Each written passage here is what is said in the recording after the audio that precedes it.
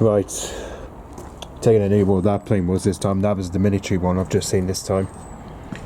But obviously that was the Royal Navy Avenger T1 I've just seen this time apparently, but it's not the civil plane I've seen this time. But obviously compared to the first one, as we saw, that was the private plane that we saw earlier on as I got back from work.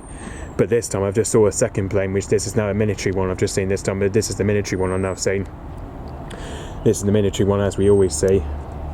As you can see here, look, that was a Beechcraft Super King Air 350, that was, which you can see the registration is ZZ501, that is.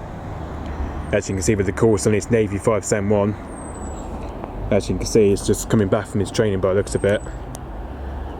So this is where it departed from Culdrose, as it was departed Culdrose at 2:43 PM, just before call to 3.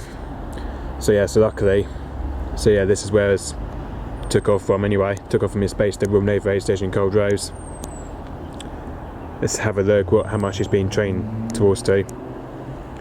Well, obviously, if I go to flight radar, sorry.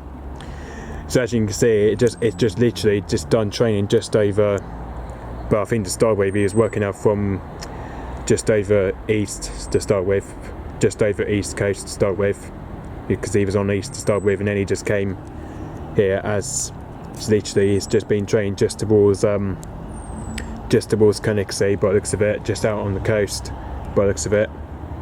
So yeah, just out on the coastal sea he's been towards to. And as you can see how much height it's flown at as well. Got to figure out the height.